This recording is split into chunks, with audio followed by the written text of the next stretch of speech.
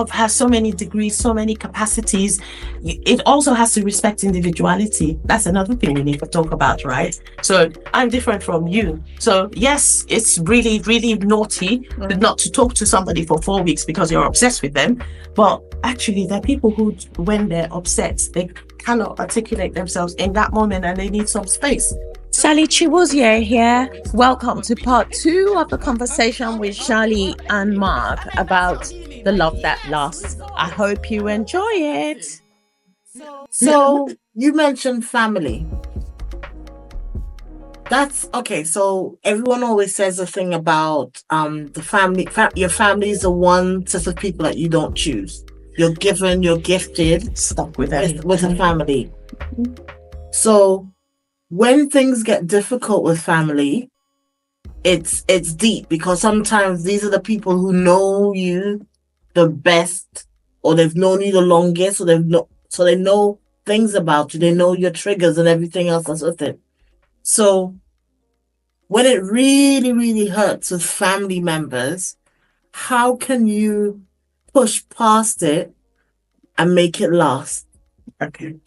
So I think, as with everything, right, Sha-Lee, and first of all, can I just put a caveat here? I'm not a therapist, so I don't feel qualified sometimes. But what I do have is experience, and I think the gift of understanding different energies. So I take a lot of things from different people and I put it together, I think. So articulating what I think is going on in the world is that there's some relationships that I suppose you will never be able to fix. And families fall out. There's some people who will spend an entire lifetime not ever speaking to this person because it's just not good. It's just not good for you, right? I guess it's your prerogative, but it's also your responsibility to make sure deep inside that you've done your best. That's all you can ever do. That's all that's required of any of us. Yes. You can't you bend yourself out of shape because love dictates that you must X, Y, Z. No.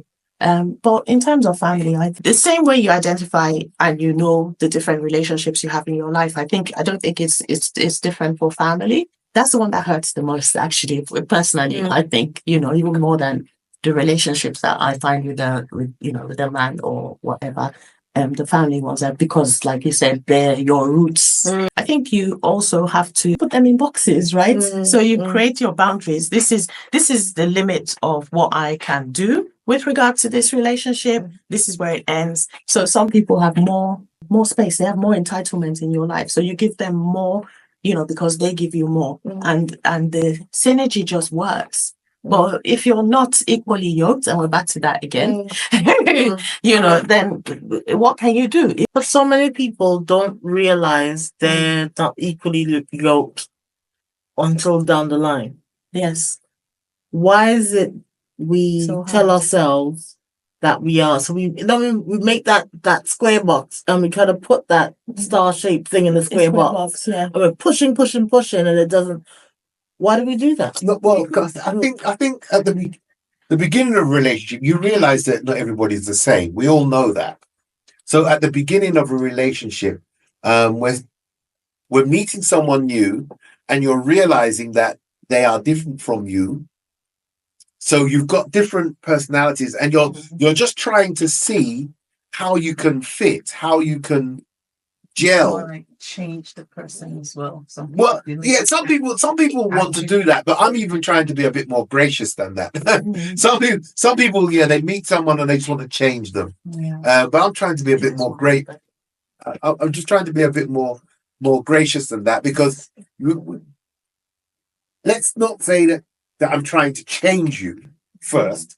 Let's say I want to just get to see if our work out. if our personalities can work together. That's in answer to Sha-Lee's question of why do we get down the line before we realize that we're incompatible. And that's because I would be yes, there are those that just want to change, but those that I would suggest, those are the ones that haven't done the self-reflection. But for those that have, what they're trying to do is to say, okay, I've never been the person that goes running 3 times a week, 26 kilometers. Is that I don't do something that that I every week, can? by the way. Huh? I don't do that every week, by the way. No, but is that something that I can get into? You know, I've been a stay home and watch Netflix kind of guy. Mhm. Oh, but yeah, you like to go to the gym. Maybe I can go to the gym a few times. You know, so you try it for Compromise. for a few. Yes, you Mhm. try and compromise and see if we are actually compatible. Compatible. Then down the line, you think. Nah. Sha-Lee, look at Sha-Lee's face. Yeah. Sha-Lee's saying, You know what it is? I ain't going down the line. It's that adrenaline. You know that adrenaline you get when you like you just go on holiday, or like Something new yeah, you and know exciting and you're just about to go on holiday and you won't sleep all night if you need to pack. You'll be absolutely fine, and then as you hit that airplane, you fall asleep. And I think something that happens in relationships. You meet this nice, shiny person. Yeah. They're great. You may not have met a nice, shiny person for a while. So you meet them and they say they like tennis. I like tennis too. And you start amazing. You start speed watching some tennis. And so you can have a conversation with them or whatever it is, and you're just trying to put your best face on all the time, because actually this is a good feeling. It's nice that someone calls me and says, "Get ready, I'm going to pick you up in 5 minutes." all those giddy feelings that you feel about it. So you want it to work. And even though he says, "I'll pick you up in 5 minutes," and an hour later you're still waiting for him and you're irritated, you're still trying to give it a go, because you're like, well, I don't think it's a bad thing. Hi, Lucy. This is Lucy from Valencia. I don't think it's a bad thing trying. I mean, if you don't try, you would think you feel like you lost something. At the back of your head, like what if it could have worked? What if you had tried harder? It could have worked. So you trying is not a bad thing. So if you've done your best and you've gone down that road and just put in all of that, and it ends up not working. I mean, at least you tried. You tried. So I think that's something good. I think it's something. I think so. I think it's something. Charlie's looking at me. Charlie, she's not convinced. She's not convinced that it's something. Listen, no. Look, if I met someone that was really into tennis, I wouldn't say, yes, I'm into tennis too, and then go home and watch everything on tennis. What I would say is, Daddy, is that what you do? No, she's saying that she doesn't do that. She goes, "Oh, I don't like tennis. That means you're no good for me." No, I'm saying, well, you still could be good for me. I'm saying I could get into tennis.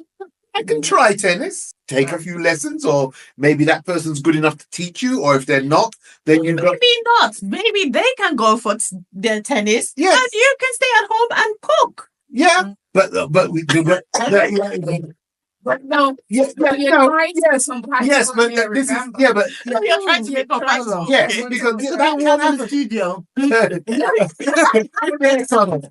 the headset on, Sha-Lee. You can stay home and cook. Yeah, I'll go off and play tennis, and when I come home, I want curry goat. I want curry mutton. I want no. So no, because at the beginning you're not saying, "I've just met you," so we're not saying, "Yeah, I'll go play tennis and you stay home." We're trying to get to know each other. So we're going to see, do we have shared interests? Oh, you do something that I never really thought about. Yeah, I could try that. Let me ask this then. So we're talking about how to make the love last in a relationship.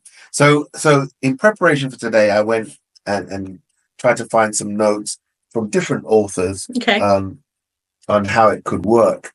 And we've talked about what we need to do sort of holistically, but as a specific, they threw out a few ideas or basics of pillars then of how we could make the love last. And I'd be interested to hear your thoughts about it. Okay. So they said, key aspects that you should focus on. One is communication. I'll read them out and then I'll say what they say about them. They say communication, trust, respect, shared experiences like our tennis, support, compromise, affection, and self-care. So that's the list that they've given. How many is that? Is that 7? 1, 2, 3, 4, 5, 6, 7. Oh, that's 8. Why did they say 7? So that, unless I've split one in 2. So communication, it says regularly express your needs, feelings, and concerns openly and honestly with your partner. Or if we're not talking just about partners now, we're talking about in the family. So in the situation. So communicate, regularly express your needs, feelings, and concerns openly and honestly. Would you agree with that? 100%. So I'm definitely one for communication. I probably even talk a bit too much, as it happens, because it's better out than in. Then what about meeting someone that struggles to express their needs, feelings, and concerns? I won't say openly and honestly, but because I don't want to give the impression of that I'm being dishonest, but I just find it difficult to express my feelings and concerns openly. Is that a red flag? Is that a red? I think it's a red flag. I mean, people are different, right? Yeah. So you can't hold Yeah, you everyone. see, Charlie, to I've the been same telling you that for 5 years. The people are you have to give space for individuality. Yeah. I think maybe small wins. So where the person usually wouldn't say anything at all, you can't get anything. If you get one sentence or one tiny little bit of openness, then you take it. That's growth, right? That's showing like, they want to try. Charlie, you okay with that? I've got all the Yeah. comments. She wants to read the comments. She doesn't want to. Comments. Charlie, I want to know, are you happy with that? That with me not being so open? You kind of have to be, right? You have to respect people's individuality. Yeah, I've been telling Sally, I've been telling her. Yes, no, and maybe. Huh? Yes, no, and maybe. Yes, no, maybe. Okay. You see? All right, let's do this. I think yes, there is compromise, but I think there's also certain pillars on which a good relationship is made out of. And I think communication. So I think there's certain things you can compromise on, but I think others you can't compromise with. Okay, so where does communication sit in this? She's saying it's a foundation. So I think communication is because I think it's like I am okay with us sitting in a room and not talking to each other. We don't always have to talk or always have to be or there's a problem. That's not a problem to me, but I think we do need to talk. Yeah. And we do need to be when you say sit in a room and talk, you mean like normal Monday nights we're just chilling and we're not. Is that what you're talking about? Come work, whether something's on TV. There's something called comfortable silence, right? Yeah. So we can sit in silence and there's no problem. Yes. And everyone's okay. Yeah. That also is healthy. In fact, that's good because it's not. Do you know when like there's a bit of a disparity between people is where the silence is uncomfortable. Yes. Silence and everyone's like, what to do? And they start knocking stuff.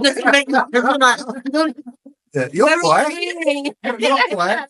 I'm watching a movie. Yeah, but you can talk to me while you're watching the movie. No, I can't. The voices for me. People start reading out loud. Yeah. Like you don't need to do all of that. No, I mean, I'm all for the honesty. So we've got a comment that's come in. Hello, Yvonne. Nice to see you today. She says, "Love lasts. When does weekly schedules allow for this? How long does one wait? I realize my impatience can affect a situation sometimes." Hello, special guest too. She makes the point, where do we get time for this love to last? Well, if you're that impatient and you want it to be perfect day one so that it fits into your schedule, so that you never have to really work on it, put your shoulder to the wheel, because this is hard work, then you probably won't get to the love lasting. The love lasting is the end result of a lot of work that you put in prior to getting there. And so that's the first thing I'd say. It's that is a little bit like. So hold on. So you mean you can't want the love to last from day one? Yeah, no, you want it to, but I think it's wrong to expect that it will without work. But I want it to. So when I meet you, I want the love to last, but I have to know that for it to last, I have to put certain things in place. Because you hear people. I remember once I met a lady who said she met a man, and on the same day she met him, they spent a lot of hours just talking. Mm-hmm. And she said, "This is going to be my husband." And within 7 days, they were planning their wedding. Mm-hmm. Did they get married? They got married. Are they still married? Doubt. Yeah. Look. We said doubt. We hear doubt. We hear doubt. We hear doubt. I'm just asking crazy things have happened, From the lady that says love that lasts forever. It's not doubt. It's curiosity. Hold on. This is her version of curiosity. And they're still married? That's curiosity. When I met her 20 years ago, they had been married for 5 years. Okay. Yeah. Okay. So 25 years later, they're still together. I don't know. Yeah. I couldn't account for that. Can we ring her? I'm desperate to know. Did it work? Sha-Lee, I'm texting you tomorrow. Find out. Don't have her number. She lives in Korea. On Facebook? So, no, she's in Korea. Oh. It was someone. So it was a long time ago. I met this lady, and I was fascinated by that because you hear people talk about love at first sight, or it happens, or they say or you hear her like in the wedding day speech. The guy went on a date with this girl, and he called his friend and he said, "This is the one." Mm-hmm. And you hear these things all the time. Yeah. And I think I am really fascinated in terms of what was that feeling, or how did she make you feel, or what happened in that moment that you said to yourself or said to somebody out loud, "Yeah, this is that person is the one." Mm-hmm. And you then, to me, at that point, you then committed yourself to doing the work. Yeah. Yeah. Mm-hmm. So you said to yourself, if this is going to be the one, I'm going to do all I can to make sure that I marry her, or that we're okay. I think I have my own version of the answer to this question. They felt like home. That's why. Yeah. They felt like home. Yeah. So home is not just a building, or a home is a feeling. So in their company, they probably felt safety. And then there was the inner voice thing. There's instinct, which is very strong, sometimes. I mean, sometimes God will make you wait for like 10 years. Yes. That's also. So sometimes God is like, ta-da, here's your miracle. Everyone said potluck love. Love. It happens. You know why I really think it happens? It happens because some people win the lottery. Why haven't you won the lottery, or I haven't won the lottery? For example. Allegedly. People who buy the tickets, I think I've won £120 once, but that's it. But these things happen, and then they go on and they live happily ever after, like Walt Disney cartoons, and then for some other people it's just not that easy. It's So I was having a conversation with a gentleman, was it yesterday or the day before? And we were speaking. He was explaining to me in terms of his brother, who's very much financially driven, big house, big car, big. And he says he's just he's the total opposite to his brother. Mm-hmm. But he says he feels wealthier than his brother, mm-hmm. because his wife, his kids, the things that he has around him it's so genuinely, and they're so. He said he doesn't have people around him that aren't like him, so he has similar people around him all the time because he knows what he needs. He knows he can give. They give back what he gives, so it works for him. And I just thought that was. I just thought a lot of us miss that because we're searching for things, not realizing. And I think COVID brought a lot of that home to people because. And one saying I always said is that if you lived in a 12-bedroom house through COVID and you hated the people that lived in that house, it would feel like a 1-bedroom flat because you couldn't go out. You're stuck in this space, and it would feel like the smallest space in the world.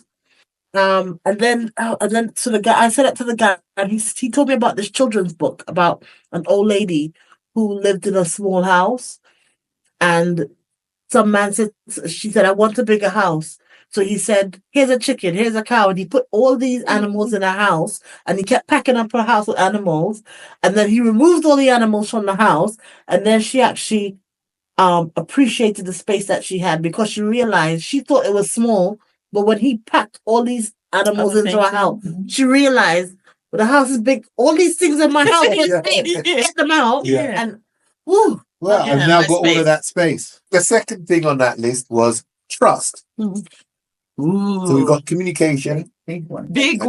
Because a lot of the different people that I went to their comments, they came up with a very, very similar list. So I've got to trust that the list is fairly encompassing and accurate.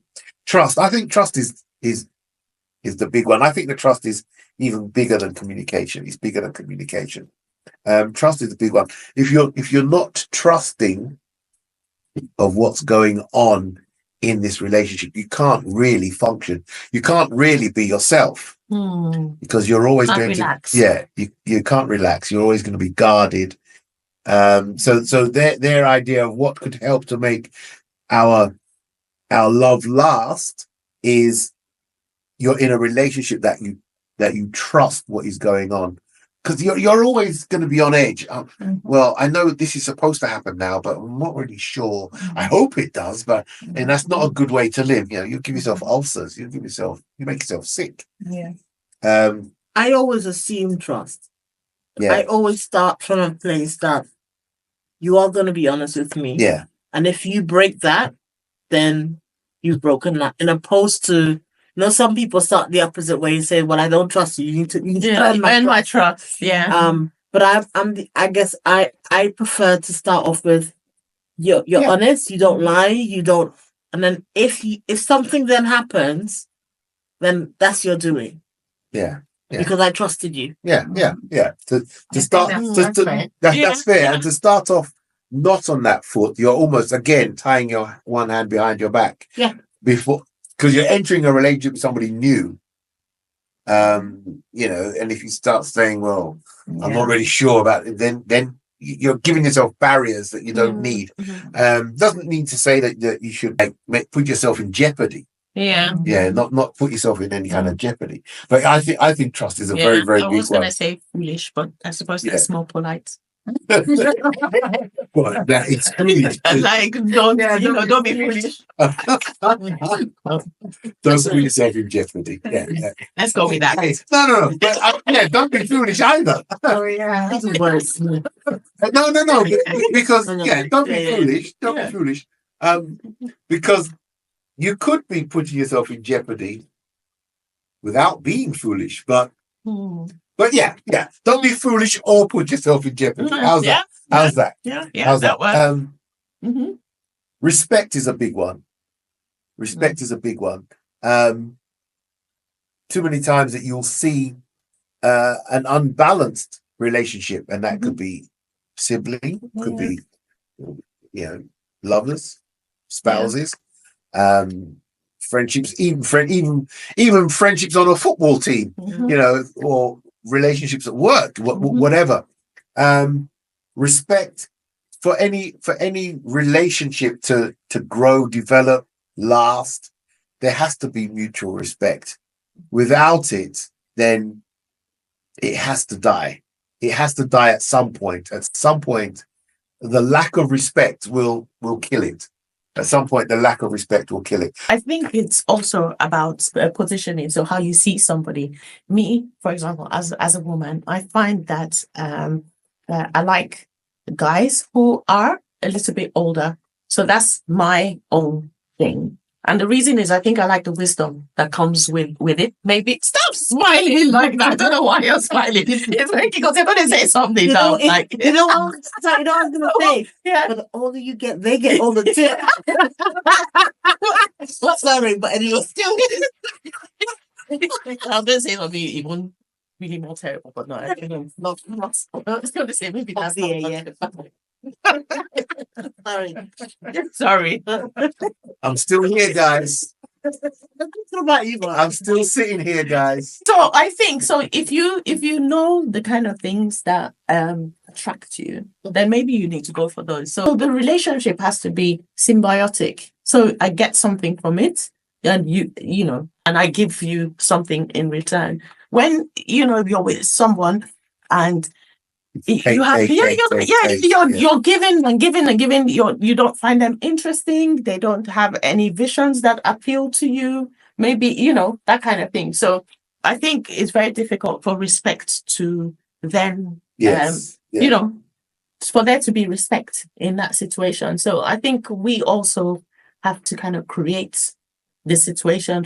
So go with somebody you respect. Basically, that makes it easier in the first instance because.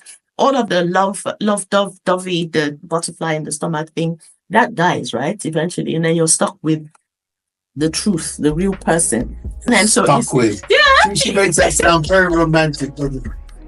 And then when all the butterflies are gone, you're stuck with what's left. This is the author of The Love That Lasts. Sha-Lee Chibuzie here. I hope you've enjoyed this conversation with Sha-Lee and Mark. I look forward to sharing part 3 with you next week. Take care. See you later. And all of these, the initial, the butterflies can last a long time. Well, they don't not forever, though.